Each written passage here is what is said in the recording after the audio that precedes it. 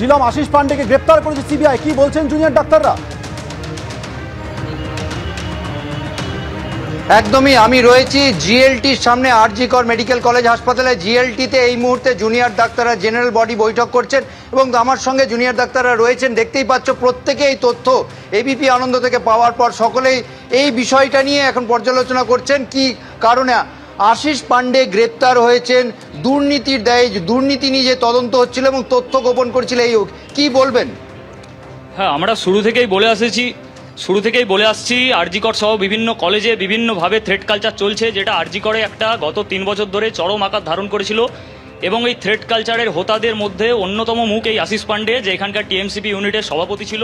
এবং আমরা 2021 সালে যখন এগুলোর বিরুদ্ধে একটা মুভমেন্ট করার চেষ্টা করেছিলাম, তখনও তার নাম আমরা তুলেছিলাম, কিন্তু সেভাবে জিনিসটা আমরা সেখানে সফল হতে পারিনি। কিন্তু পরবর্তী ক্ষেত্রে বিভিন্নভাবে ছাত্রদের মধ্যে জোর করে ফেল করিয়ে দেওয়া, হাউস স্টাফে অবৈধভাবে কাউন্সিলিং সহ বিভিন্ন অপারেশন চালিয়েছে। আরও একজন রয়েছে, তার সঙ্গে কথা বলবো। আশিস পান্ডে, আপনারা বারবার অভিযোগ করতেন আশিস পান্ডে, কি কি অভিযোগ আপনাদের ছিল? আজকে শুনতে পাচ্ছেন যে অ্যারেস্ট হয়েছে, দুর্নীতির যে তদন্ত হচ্ছে সেইটা নিয়ে কি বলবেন? এই নিউজটা তো এখনই পেলাম, একটু দেখি কথা টথা বলি, আরডিএতে কি আলোচনা হচ্ছে সেই নিয়ে, সেটার আগে আমাদের বক্তব্য রাখা উচিত না। এই আশিস পান্ডের বিরুদ্ধে আপনাদের কি অভিযোগগুলো ছিল? আশিস পান্ডের বিরুদ্ধে যা অভিযোগ ছিল সেটা তো মোটামুটি আপনারা জেনেছেন। মোটামুটি মানে একদম থ্রেট কালচার চালানো, তারপর এই জিনিসগুলো করা, তো এইগুলো নিয়েই আমাদের এতদিনের একটা ছিল। সেটা এখন যে নিউজটা এসছে সেটা দেখি যে কোন কোন বিষয়ে সেই জিনিসটা এসছে। দুর্নীতির অভিযোগ করা হচ্ছে, দুর্নীতিতে তথ্য গোপন, এই যে আর্থিক দুর্নীতি সেটাও যুক্ত ছিল। আপনারা তো অভিযোগ করছিলেন, কিরকমভাবে সে যুক্ত ছিল বলে আপনারা দেখছেন? কীরকমভাবে যুক্ত ছিল বলতে, এই যে হসপিটালে যে জিনিসগুলো এতদিন যেসব যেসব ঠিয়েগুলো আসতো, যেসব আমাদের সমস্ত কিছু টেন্ডার আসা বা এগুলো থেকেই অভিযোগ রাখা হয়েছিল আরডিএর তরফ থেকে। আরডিএর তরফ থেকে এরকমই অভিযোগ। দেখতে পাচ্ছ আরও জুনিয়র ডাক্তার তারা আছেন এবং প্রত্যেকে এই তথ্যটা পেয়ে একদম যারা বিস্মিত হলেও তারা প্রত্যেকে কিন্তু এটা এক্সপেক্ট করছিলেন যে আশিস পান্ডে গ্রেপ্তার হয়েছে, দুর্নীতির যে তদন্ত হচ্ছিল সেই বিষয়ে তথ্য গোপনের জন্য। আশিস পান্ডে নিয়ে আপনাদের কি কি অভিজ্ঞতা, কি কি অভিযোগ? আমরা একদমই সাপোর্ট করছি যে এই অ্যারেস্টটা হয়েছে, এটা খুব দরকার ছিল। আমরা ওয়েট করছিলাম যে এরকম একটা ইম্পর্টেন্ট অ্যারেস্টের খুব দরকার আছে। আশিস পান্ডে আরজি করের একজন মাথা হয়ে বসেছিলেন, তো ওনাকে অ্যারেস্ট করা হয়েছে। আমরা খুবই আশাবাদী ছিলাম যে একটা ইম্পর্টেন্ট ডিসিশন হবে, সিবিআই সেটাতে মুভ করেছে। বাট হ্যাঁ, একদমই সেলিব্রেশন না, একদমই আমরা এমন না যে খুবই মোটিভেটেড। আমরা চাইছি যে এরকম অনেক মাথায় বসে আছে তাদেরকে নামানো হোক, তাদেরকে অ্যারেস্ট করা হোক, আর জাস্টিসের জন্য যা যা করণীয় সেগুলো সব করা হোক। আমাদের দাবি এখনো ন্যায্য। কি কি অভিযোগ আপনারা কি কি দেখেছেন অভিজ্ঞতায়? আপনাদের এখানে তো দীর্ঘদিন ধরে আছেন, কি কি অন্যায় বা আপনারা যে অভিযোগগুলো করছেন কি কি করতেছে? উনি হচ্ছেন এখানে মোস্ট প্রবাবলি, আমি এক্স্যাক্টলি জানি না, কিন্তু টিএমসিপির একটা নেতা হিসেবে ছিলেন। এবং আমাদের যে ইনকোয়ারি কমিটি ফর্ম হয়েছে ওনার কাছে, ওনার জন্য অ্যাগেনস্টে প্রচুর কমপ্লেন, লাইন ধরে ছেলেরা 100+ স্টুডেন্টস কমপ্লেন করেছেন।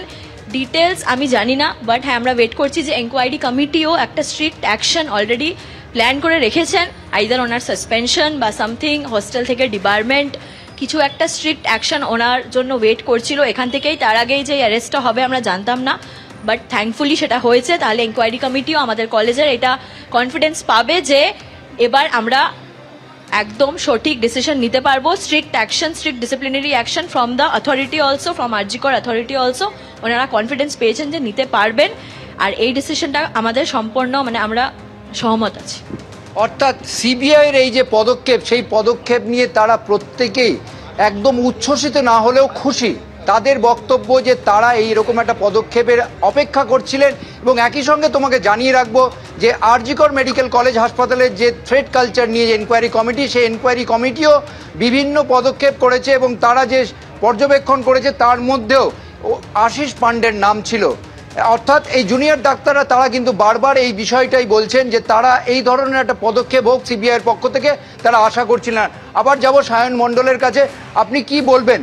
এই আশিস পান্ডে, তার বিরুদ্ধে বারবার অভিযোগ উঠেছে, সিবিআই অ্যারেস্ট করলো, এখন কি মনে হচ্ছে সিবিআই কিছু কাজ করছে? আপনার সিবিআইয়ের প্রতি একটা অসন্তোষ ছিল? সিবিআইয়ের প্রতি অসন্তোষ ছিল, একটা অসন্তোষের জায়গা এখনও রয়েছে। আমরা বারবার বলছি তদন্তটা দ্রুত করা উচিত। ঠিক আছে, তদন্তটা স্বচ্ছভাবে যেরকম করা উচিত সেরকম একটা দ্রুততার দিকটাও মানে মাথায় রাখা উচিত, যেহেতু মানে জেনারেল পাবলিক সবাই কিন্তু তাদের দিকে তাকিয়ে আছে। সেই জায়গা থেকে আজকের যে এই অ্যারেস্টটা সেটা একটা অবশ্যই পজিটিভ পদক্ষেপ, যদিও করাপশনের এগেনস্টে অ্যারেস্ট হয়েছে, কিন্তু আমরা বারবার বলতে চাইছি এর সাথে কিন্তু যে ঘটনাটা ঘটেছে একটা যোগ রয়েছে, এটা একটা ইনস্টিটিউশনাল রেপ অ্যান্ড মার্ডার। তো এই করাপশন বিষয়টা বেসিক্যালি থ্রেড কালচারের সাথেই রিলেটেড। এই করাপশনটাই কিন্তু থ্রেড কালচার চালানোর একটা কারণ, করাপশনটা যাতে ভালো করে করা যায়। তো সেই ক্ষেত্রে যেহেতু করাপশনের জন্য গ্রেপ্তার হয়েছে, তাকে আরও ইনভেস্টিগেট করলে কিছু পজিটিভ বেরিয়ে আসবে বলেই আমরা মনে করছি। অর্থাৎ দেখতে পাচ্ছ, আজকে তোমাকে জানিয়ে রাখবো, আমরা যেখানে দাঁড়িয়ে রয়েছি ঠিক ভেতর দিকে, আমার সহকর্মীকে দেখাতে বলবো, এই বিল্ডিংয়ে, জিএলটি বিল্ডিংয়ে জুনিয়র ডাক্তাররা আরজি অর্থাৎ জুনিয়র ডাক্তাররা বলছেন যে শুধুমাত্র থ্রেড কালচার নিয়ে ভুরি ভুরি অভিযোগ আশিস পান্ডের বিরুদ্ধে জমা পড়েছিল তা নয়, আর্থিক দুর্নীতিতেও তার ভূমিকা রয়েছে বলে তারা মনে করছেন। সেই সংক্রান্ত আরডি এর তরফে অভিযোগও জমা পড়েছিল। আমাদের সঙ্গে থাকো, আমাদের সঙ্গে রয়েছে আমাদের আরও এক প্রতিনিধি প্রকাশ সিনহা। প্রকাশ, আর্থিক দুর্নীতি তদন্ত করতে গিয়ে সিবিআই সূত্রে জানা যাচ্ছে জিজ্ঞাসাবাদে একাধিক তথ্য প্রমাণ মিলেছে। কোন কোন তথ্য প্রমাণের ভিত্তিতে তাকে সিবিআই গ্রেফতার করলো? না দেখো, তুমি জানো যে এর আগে সন্দীপ ঘোষ সহ 4 জন, সন্দীপ ঘোষের যে সিকিউরিটি গার্ড ছিল সে এবং 2 জন ঠিকাদার, 4 জনকে গ্রেফতার করা হয়েছিল। এবং তাদের যখন কোর্টে পেশ করা হয়েছিল, সিবিআই এর তরফে যে ডকুমেন্ট জমা দেওয়া হয়েছিল সেখানে কিন্তু একাধিক তথ্য ছিল কিভাবে বেআইনি টেন্ডার বাইপাস করে আরজিকর হাসপাতাল চত্বরে একাধিক ক্যান্টিন সন্দীপ ঘোষ নিজের পছন্দের লোককে দিয়েছিলেন, কিভাবে ঠিকাদারদের একটা জেলা থেকে অন্য জেলায় নিয়ে যাওয়া হতো এবং সেখানে কিন্তু তাদের টেন্ডার পাইয়ে দেওয়া হতো।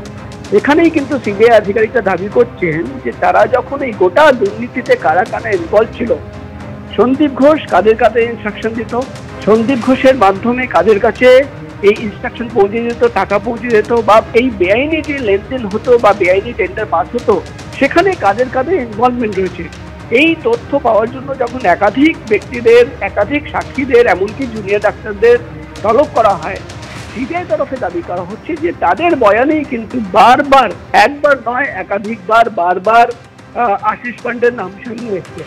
এবং যে 5000 পাতার নথি বাজেয়াপ্ত করা হয়েছিল, সিবিআই তরফে দাবি করা হচ্ছে সেখানে যে আর্থিক বেনিয়ম হয়েছে তার তথ্য তো রয়েছে, কিন্তু কিভাবে হয়েছে তার একটা ইঙ্গিত সেখান থেকে পাওয়া গেছিল। এবং সেই ইঙ্গিত, সেই সূত্র, সেই তথ্য সামনে রেখেই যখন তদন্ত এগিয়ে নিয়ে যান সিবিআই এর গোয়েন্দারা, সেখানে কিন্তু যেটা সিবিআই তরফে দাবি করা হচ্ছে যে একাধিক ব্যক্তিদের নাম সামনে আসে এবং তার মধ্যেই নাম ছিল আশিস পান্ডে। তুমি জানো একাধিক অভিযোগ রয়েছে আশিস পান্ডের বিরুদ্ধে। একদিকে যেমন তুমি জানো ধর্ষণ এবং খুনের মামলায় আজ পর্যন্ত 14 বার তলব করে তাকে জিজ্ঞাসাবাদ করা হয়েছে। যে কথা অতনু কিছুক্ষণ আগেই বলছিল যে যেটা দেখা যাচ্ছিল যে যেদিন এই ঘটনা ঘটলো 9 তারিখ সকালবেলা সল্টলেকের একটি হোটেলে পৌঁছে গেছিল আশিস পান্ডে, সেখানে গিয়ে সিবিআই আধিকারিকরা তদন্ত শুরু করে দেন কার সঙ্গে সেখানে ছিল। অন্যদিকে এই যে দুর্নীতির মামলা, আর্থিক বিনিয়োগের মামলা, সেখানেও কিন্তু তাকে তলব করা হয়।